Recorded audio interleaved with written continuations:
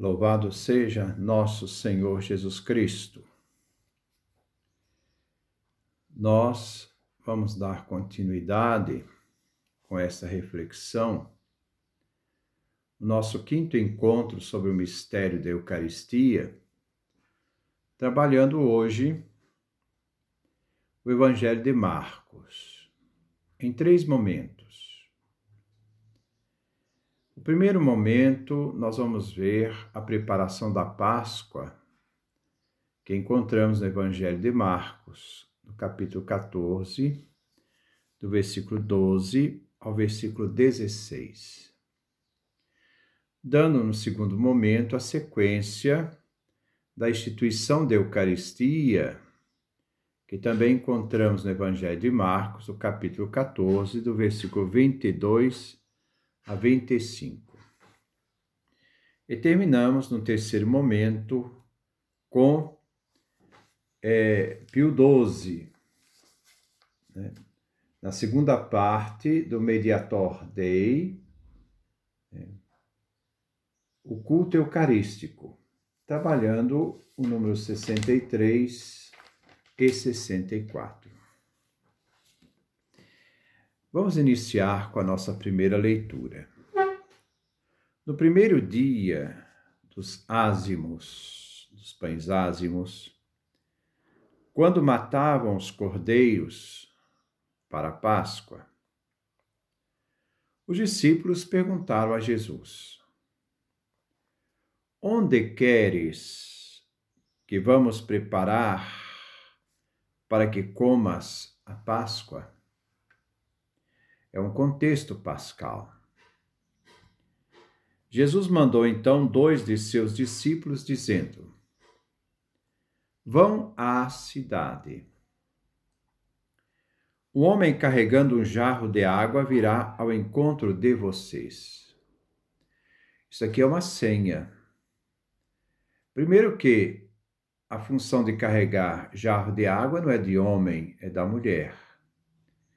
Isso aqui trata de uma realidade de anormalidade, então é um sinal, uma senha que Jesus deu, porque tudo já estava preparado, né? Agora os discípulos iriam fazer com que aquilo que já estava concordado, provavelmente Jesus, o dono da casa e este homem, para que os discípulos pudessem estar no lugar onde ele iria comer a Páscoa.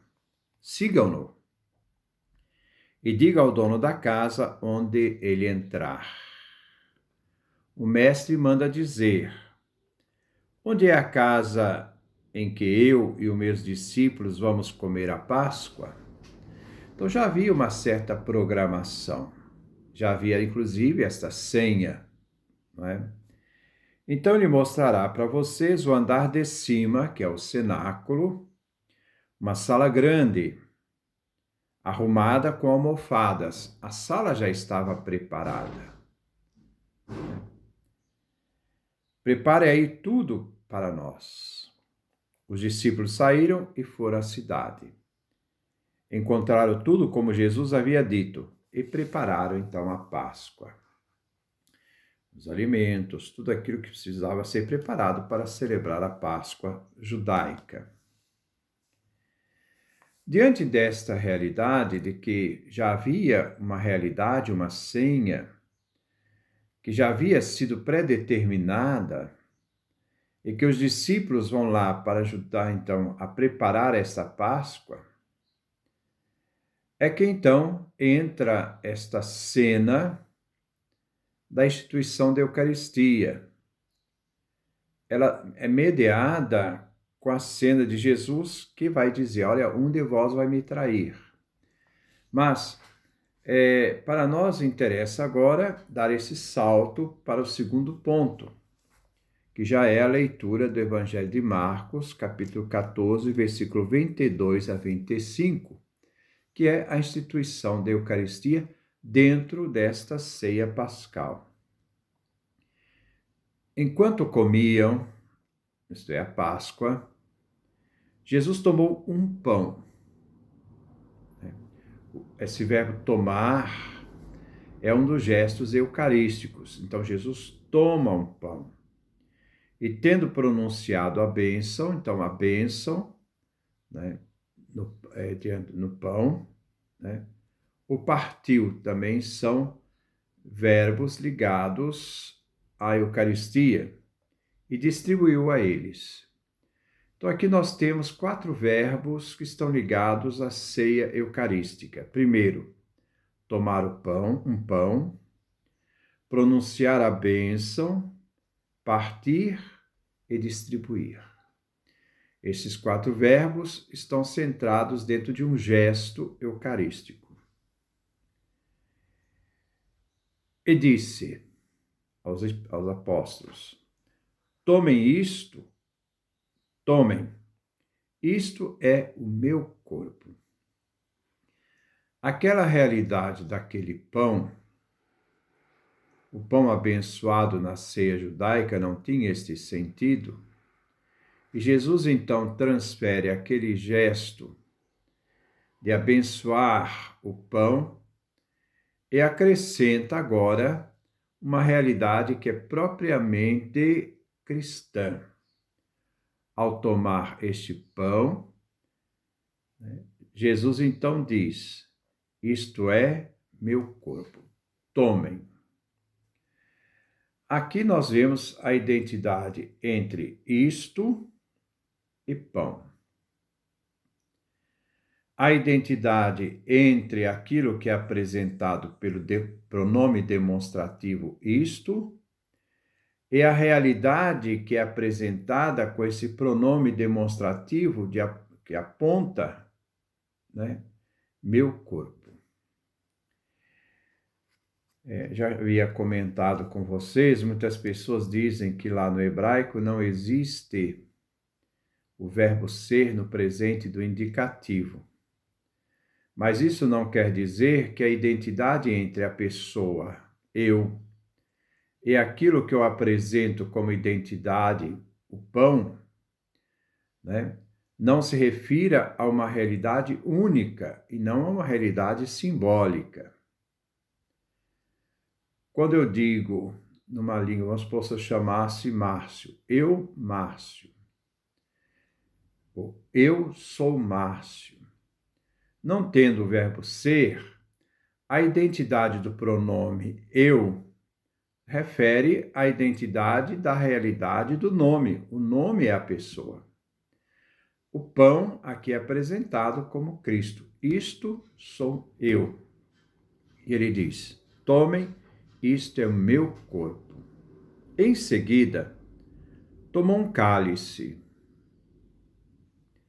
agradeceu, tomar, agradecer, e deu a eles, novamente, 3 verbos ligados à Eucaristia: tomar, agradecer, eucaristel, isto é, dar graças, e deu a eles, entregou a eles.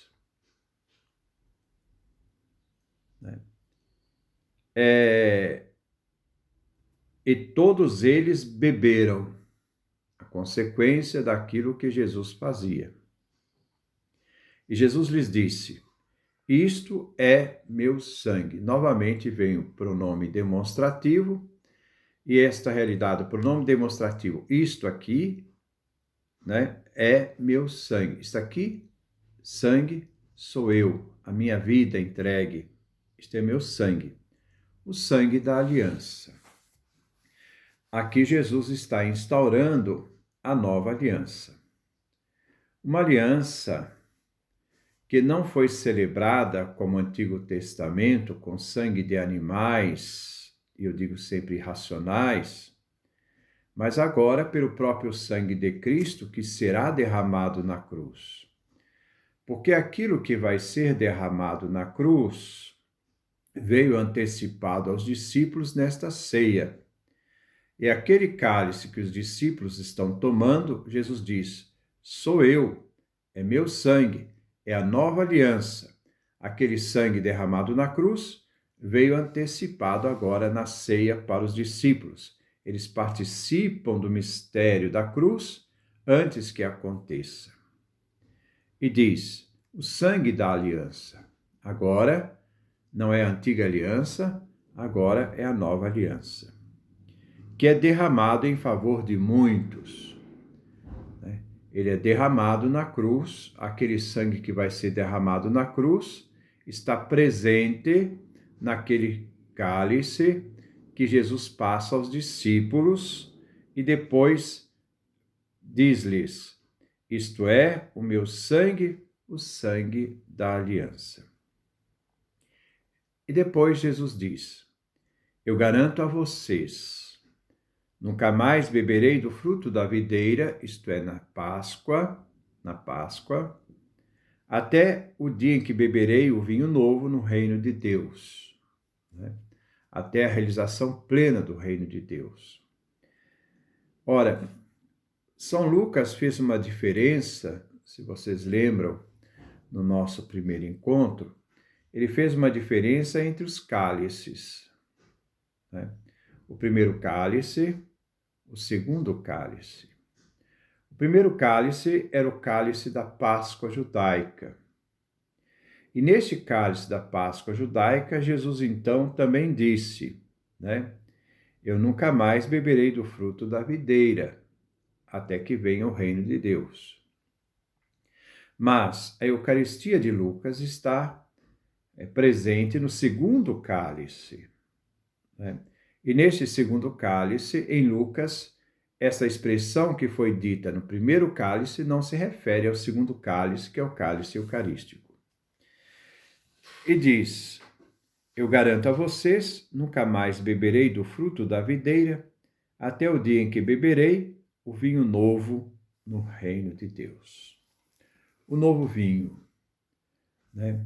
Esta realidade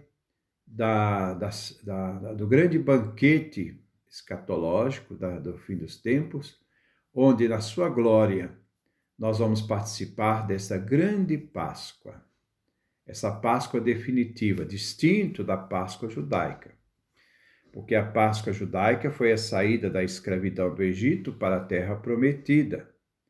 Neste caminho, nós vemos então a aliança que Deus faz com seu povo, derramando e selando ali, com sangue de animais, a antiga aliança.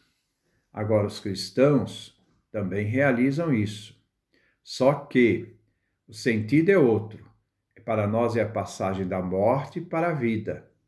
E essa passagem da morte para a vida também vem selada uma nova aliança, uma aliança que Jesus sela agora com o próprio sangue, esse sangue que seria derramado na cruz, que será derramado na cruz, mas que já se faz presente aos discípulos nesta ceia pascal.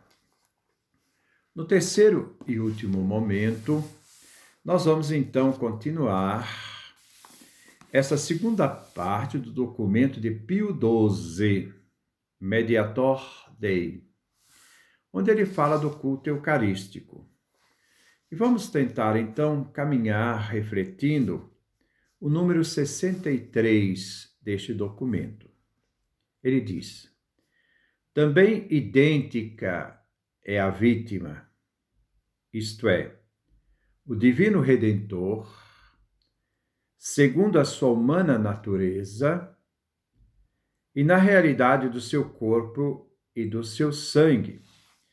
Então, a realidade do corpo e sangue de Jesus, essa natureza humana que Jesus traz, né, mostra através do elemento da cruz antecipado na Eucaristia a realidade de que aquela realidade humana que é colocada como alimento eucarístico, então agora essa realidade humana, não é, vai mostrar que essa vítima é o próprio Jesus Cristo.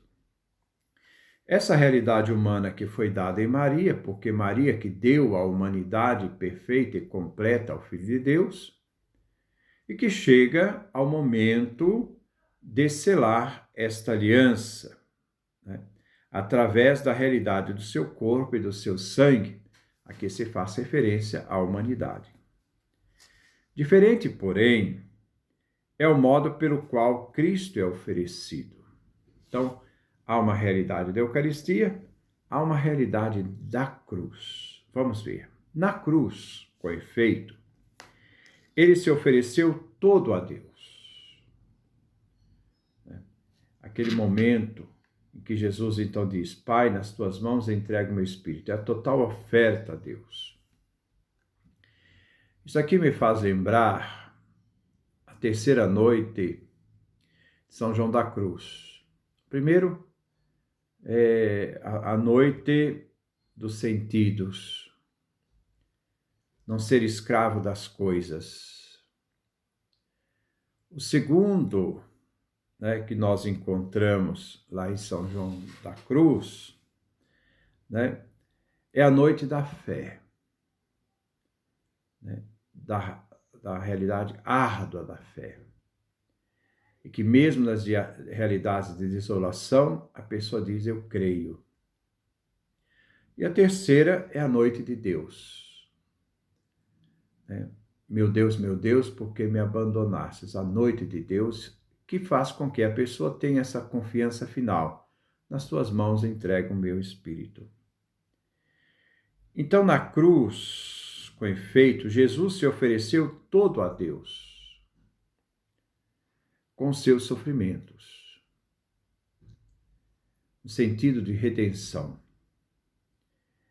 E a imolação da vítima foi realizada por meio da morte cruenta. Então, na cruz, nós temos uma morte cruenta, violenta, de sangue, derramado sobre o escárnio da humanidade. A humanidade, desprezando aquela realidade humana que eles viam, mas não sabiam que lá estava escondida a própria divindade. E diz: e a imolação da vítima foi realizada de uma morte cruenta, livremente sofrida. Ninguém obrigou a Jesus. Ele se colocou totalmente à disposição do Pai. Mesmo na agonia do horto: Pai, se for possível, afaste de mim este cálice, mas o ato de fé e de entrega: mas seja feita a tua vontade e não a minha.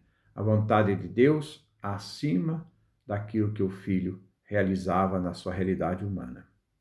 No altar, ao invés, por causa do estado glorioso, porque Jesus já ressuscitou depois da cruz, é o estado glorioso da sua natureza humana, porque Jesus ressuscita trazendo a natureza humana, essa natureza humana que recebeu de Maria.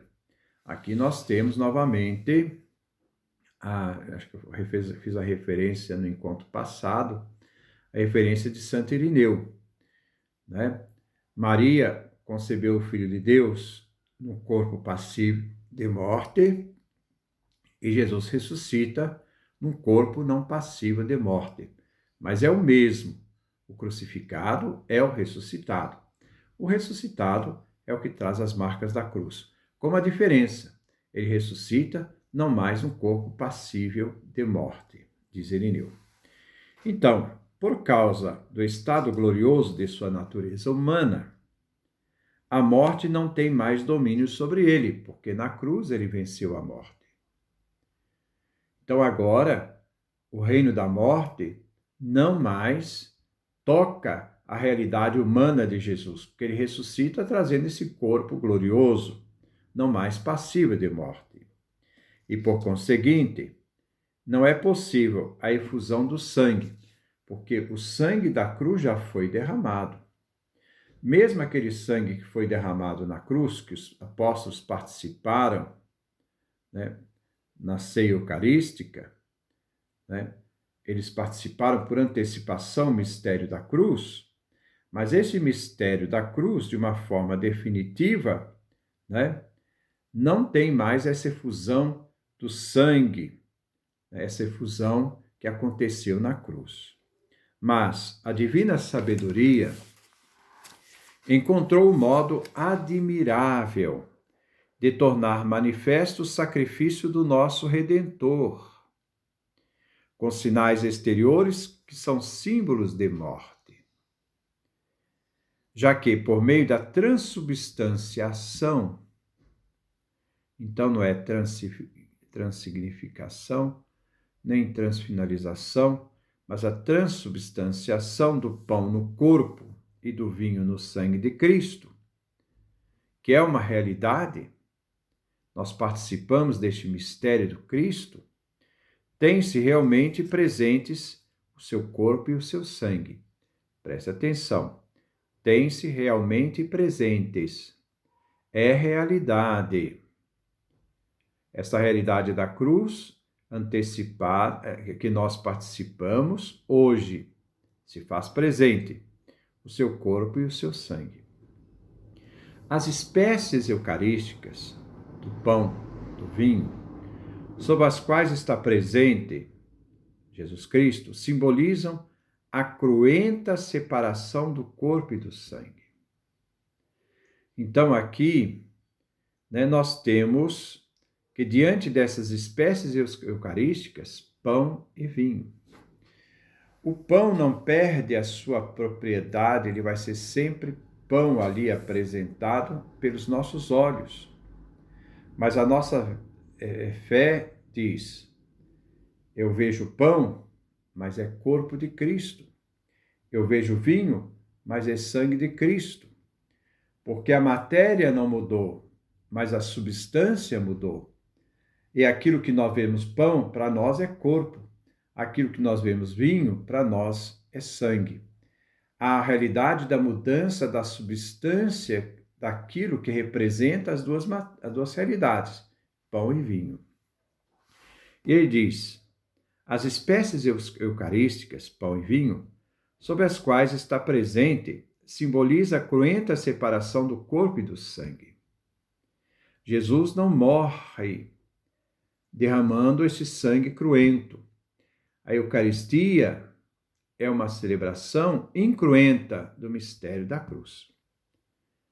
Assim, o memorial da sua morte real sobre o Calvário, que aconteceu realmente, repete-se no sacrifício do altar, porque por meio de símbolos distintos, significa e demonstra que Jesus Cristo se encontra em estado de vítima naquele altar que ele oferece. Agora, não mais como na cruz de forma cruenta, mas agora no altar de forma incruenta. Número 64. Finalmente, são os fins, dos quais o primeiro é a glorificação de Deus. Esta primeira realidade da cruz faz parte dessa realidade, do nascimento à morte de Jesus Cristo. A este período de vida, foi abrasado pelo zelo da glória divina e da cruz. Então, há uma realidade humana que chega à sua realidade da cruz e morre na cruz. A oferenda do sangue chegou ao céu em odor de suavidade. Foi uma oferta cruenta, mas por nós, para a nossa salvação, para que vencesse a morte, oferecendo tudo isso, a realização plena do plano de salvação que o Pai realizou por meio do seu Filho. E porque esse cântico não havia de cessar, no sacrifício eucarístico, os membros se unem à cabeça divina, ao Cristo ressuscitado. Cristo é a cabeça do seu corpo. Não se pode separar o corpo da cabeça. Tem gente que fala assim, eu acredito no Cristo, mas não gosto da igreja. Há uma contradição aí, porque se você não é capaz de ver da visibilidade da igreja, que essa visibilidade da igreja se esconde a divindade no Cristo cabeça, como também aquele povo antigo não era capaz de ver da visibilidade do corpo de Cristo, a divindade que ele era portadora, que ele trazia, também nós somos chamados a nos perguntar essa visibilidade né, do corpo de Cristo, que é a sua igreja, onde Cristo é a cabeça. Há uma unidade inseparável. Cristo não pode, em nenhum momento, né, ser decapitado. Não se pode crer na cabeça sem o corpo, nem o corpo sem a cabeça. Embora, é claro que a igreja ministerial, ela está a serviço do reino, ela não é absoluta em si mesma, porque o corpo de Cristo é formado por todos, não só pela cabeça, pela realidade ministerial, que realiza, na realidade do governo do povo, essa participação da cabeça do Cristo, mas é um único e mesmo corpo. E vamos lá. E por que este cântico? Não havia de cessar no sacrifício eucarístico, os membros se unem à cabeça divina, já ressuscitado, que traz o corpo não mais passivo de morte, o corpo glorificado. E com ela, com os anjos e os arcanjos, canto a Deus louvores perenes, dando ao Pai onipotente toda a honra e toda a glória. A nossa participação no mistério divino, onde estamos inseridos no corpo de Cristo. Esse mesmo corpo que é dito no altar, isto é meu corpo. Inseridos nesse corpo, também nós participamos dessa realidade de Cristo. Somos transformados nessa realidade de Cristo, porque o corpo de Cristo oferecido também nos faz participantes deste corpo. Estamos inseridos neste corpo. Então, por isso, ninguém assiste à missa. Todos nós participamos dela, porque estamos inseridos no grande mistério do Cristo, que por nós morreu na cruz e ressuscitou. E esta realidade incruenta do corpo e sangue de Cristo que participamos na Eucaristia, nos faz participar da vida do Cristo em sua totalidade. Que Deus nos dê a sua graça, a sua bênção, a sua face resplandeça sobre nós.